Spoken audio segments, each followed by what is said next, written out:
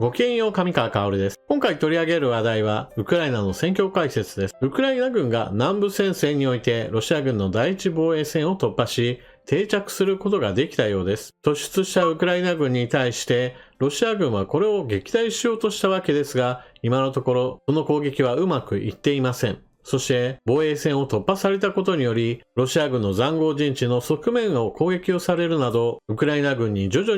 にではありますが、領土を奪還されている始末です。今回はそうした戦況解説とともに関連ニュースを追っていきましょう。まずはここ最近ニュースが少し多めになってきたウクライナ軍のドローンについてのお話。ドローンといっても大型、中型、小型と様々あるわけですが、まずは少し射程距離の長い飛行機型のドローンについてのお話をしておきましょう。ウクライナ軍はドローンの開発を進めることによって、ロシア領内奥深くまで攻撃をすることが可能になりました。例えばこちらの映像はドローンによる爆撃によってロシア軍の輸送機が打撃を受けているところです。一方的に攻撃を受け続けるといった状況を避けるために、ロシア側では、ウクライナ軍のドローンが画像認識をもとにして最終攻撃が決定されるのではないかという予想を立て、基地にある航空機などに対して偽装を施しています。こちらの衛星写真には、ロシア軍の爆撃機が翼の上に数多くのタイヤを並べているところが発見されています。偽装工作として何が正解かは今のところわからないので、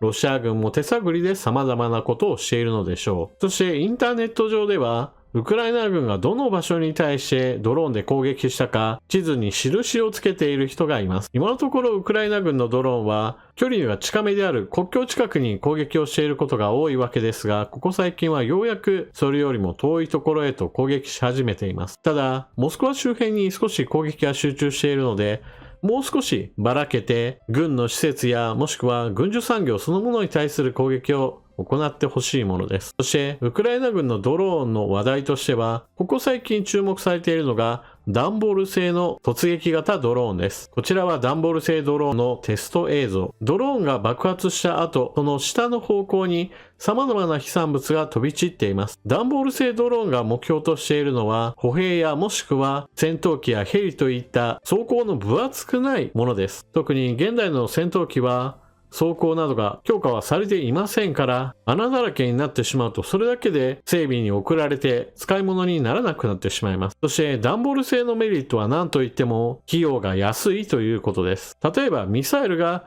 一発2000万3000万する世界だとすれば、ドローンは100万円以下で十分な性能のものが大量に生産することが可能となります。ちなみに段ボール製というと私たちは荷物を運ぶための頼りない段ボールを想像するわけですが、強化段ボールといったものは十分に硬くすることもできれば、重いものを受け止めることもできます。また、表面に撥水加工をすれば、雨の中でも使用することが可能となります。ただし、現在ウクライナ軍で使用され始めている段ボール製ドローンは、射程距離は最大でも100キロから120キロ程度と、あまり遠くまではいかないようです。ただしこれもいずれはもっと射程距離を伸ばしたタイプも誕生するかもしれません。さて、ここまでは空を飛ぶドローンの話をしてきましたが、地上戦に投入される予定のあるドローンについてのお話もしておきましょう。通信を相互にやり取りすることができれば、取り付けたカメラから映像で確認しつつ移動し、そして取り付けられた装置、この場合であれば銃などを発砲することができるわけです。上に乗せているものが例えば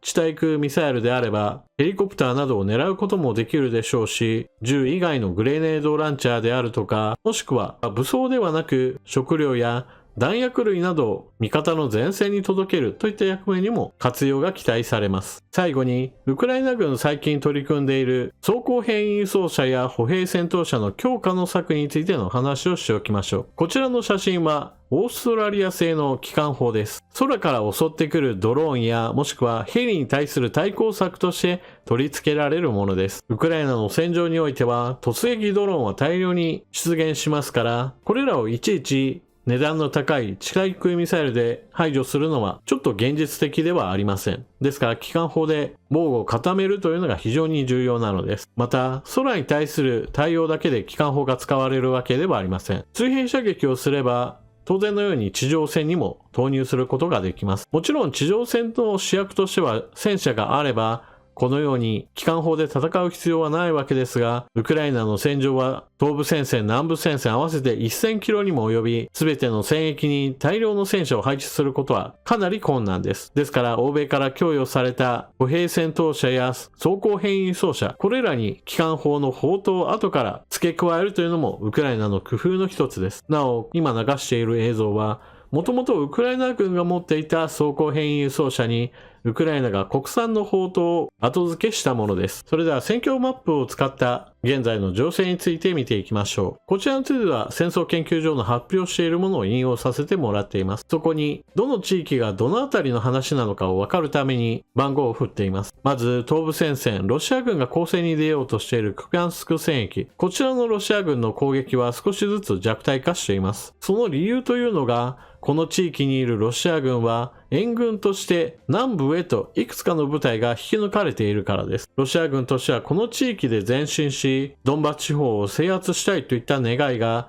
当初からあるわけですが、主導権を握っているのはウクライナ軍です。ウクライナ軍が南部においてロシア軍陣地を徐々に削り取って、それに伴う被害も多発していることから、ロシア軍は東部戦線から兵力を引き抜かざるを得なくなっています。ウクライナ軍が主導権を握っているのが南部戦線のザポリージャ州オレホボ戦役です。オレホボ戦役においてはウクライナ軍が前進を果たし、ロシア軍の第一防衛線を突破することに成功しました。その戦闘ロボティネにおいては、ロシア軍の抵抗も激しかったわけですが、これをウクライナ軍は排除することに成功。さらには、ウクライナ軍の定着を阻止しようとして、ロシア軍の反撃も何度かあったわけですが、これらを全て撃退することにも成功しています。本来であればこのような突出している部分について、ロシア軍は三方から集中攻撃ができるわけですが、ウクライナ軍を撃退できないのは結局のところ、ロシア軍が作った塹壕陣地に今はウクライナ軍が陣取っていて、自分たちの作った陣地を攻略することがロシア軍はできないわけです。こちらは戦場の詳細図。戦争研究所はロシア軍の作っている塹壕陣地などを赤い三角印で示しています。ウクライナ軍は前進を果たしたことによって、ロシア軍陣地の側面やもしくは後ろ側に回ることによって、少しずつ東西にさらに領土奪還を進めることができています。現在のところロシア軍は味方の増援を待ちつつじわじわと後退を迫られているところです。そしてウクライナ軍が前進を果たすことによってさらに奥深くの補給ラインに対して砲撃が可能となり、前線のロシア軍の戦闘能力を奪うことにも成功しているようです。ウクライナ軍がロシア軍の第一防衛線を突破したというのは非常に意義が大きいです。というのも、ロシア軍の陣地の考え方なのですが、まず第一防衛線がそもそも破られないことを前提にして、かなり力を注いで堅固なものを築いていたとされています。ウクライナ側の分析としては、どのような力の入れ具合で防衛線をロシア軍が築いてきたか。第一防衛線に6割、その2つ目、3つ目については、それぞれ 20% ずつの力を注いで築いてきた。つまり、第一防衛線を突破したことにより、その次のロシア軍の防衛陣地はこれまでよりも少し難易度が下がるだろうと考えられているのです。ロシア軍の方としても、そもそも一番先頭の防衛陣地のその後ろに大量に地雷陣地があれば、自分自身の動きも制約をかけられてしまいますから、ある程度地雷を埋める数についても抑制しなければなりませんでしたし、当然のように第1、第2のその後ろの第3防衛線についていっても、やはり地雷原が大量にありすぎれば自分たちの動きを抑制するという話が同じようにかかってくるため、陣地を築くにしても、まずは一番先頭の陣地を堅固にしようと考えるのは、自然な流れだったわけです。ウクライナ軍は第一防衛線突破に関して、それこそ非常に重厚な地雷原自体を処理するのにとてつもない人手がかかったという話をしています。ただしここで少しウクライナ軍にとって良かったのは、ロシア軍の方に夜間戦闘能力が非常に低かったということがかなり助けになったようです。というのも、夜の闇に紛れてたくさんの地雷処理をする兵士たちが戦場に出かけて、真っ暗闇の中でウクライナ軍兵士たちは対戦車地雷などを処理して回ったそうなのです。もちろんそのようなことができるのはウクライナ軍側に欧米から供与された夜間戦闘用の暗視装置などがあったからで、多くの兵士たちが地道に一つずつ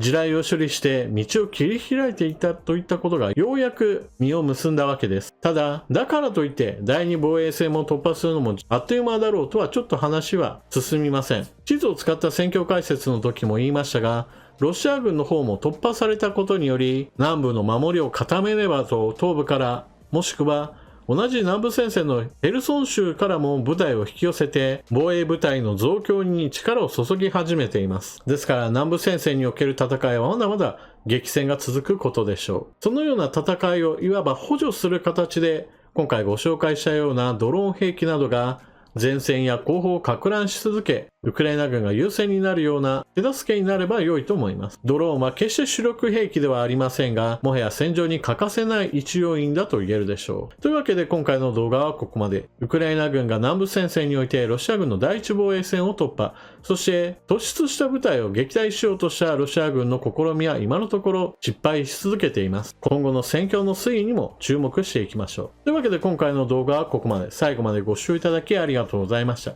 チャンネル登録していない方はぜひともチャンネル登録していってください。そして動画を見終わったら評価ボタンでクリックとあなたの感想コメント、またスーパーチャットもぜひともご利用ください。それでは次の動画でまたお目にかかりましょう。またね。